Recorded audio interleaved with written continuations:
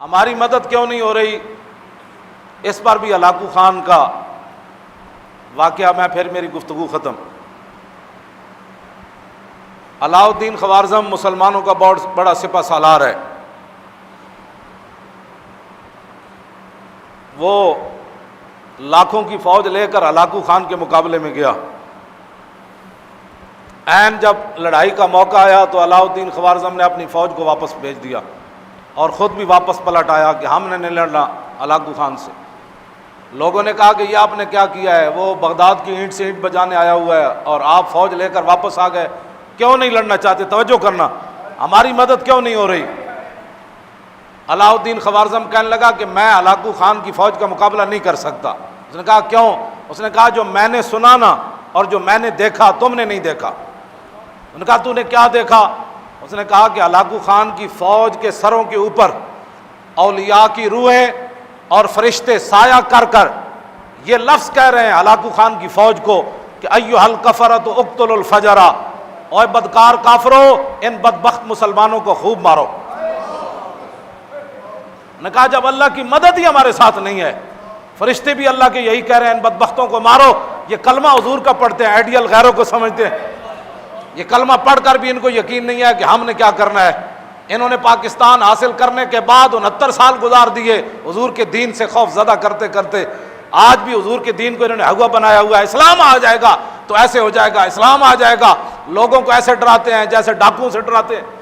اسلام کو انہوں نے ہوا بنا دیا۔ انہوں نے کہا کہ ایھا الکفرۃ اقتلوا الفجر، اوے کافرو ان بدبخت مسلمانوں کو خوب مارو۔ اس نے کہا جب اللہ کی تائید ہی ہمارے ساتھ نہیں ہے۔ جب خالد بن ولید پھنس گئے تھے نا شام کے محاذ پر، اور پوری فوج نے، ہزاروں کی فوج نے، ان کے 10 بڑے بڑے سپہ سالاروں نے خالد بن ولید کو گھیر لیا تھا، اور صحابہ کو پتہ نہیں تھا کہ خالد کدھر گئے۔ خالد بن ولید تنے تنہا ان کے تعاقب میں نکل کھڑے، انہوں نے پہچان لیا۔ ان کا سپہ سالار کہنے لگے یہی وہ بندہ ہے جس نے پورے دنیا کے اندر اپنی طاقت کی دھاک بٹھائی ہے، آج اس کو مارو تو ہر چیز واپس لے لو گے تم، اس سپہ سالار کو مارو۔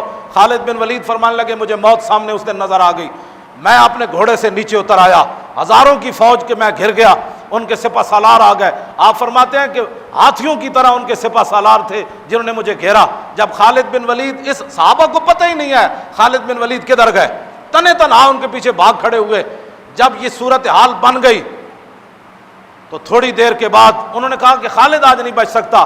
تھوڑی دیر کے بعد پیچھے سے جناب آواز آ گئی، خالد بن ولید کے پیچھے حضرت کاکا آ رہے ہیں، حضرت مثنیٰ آ رہے ہیں، حضرت شرحبیل آ رہے ہیں، بڑے بڑے جرنیل صحابہ پیچھے سے گھوڑے دوڑاتے ہوئے آ گئے۔ کافروں کے اندر تھر تھلی مچ گئی۔ انہوں نے کہا کہ یہ کیا بنا ہے؟ آتے ہوئے انہوں نے ساری فوج کو بھگا دیا۔ تو خالد بن ولید نے فرمایا کہ آپ کو کس نے بتایا کہ میں ادھر پھنس گیا؟ انہوں نے کہا کیا بتائیں، کس نے بتایا؟ جب ہم جنگ ادھر بیٹھے ہوئے تھے تو آواز ہوا سے گزرتے ہوئے فرشتوں نے کہا تم ادھر بیٹھے ہو، خالد پھنس گیا۔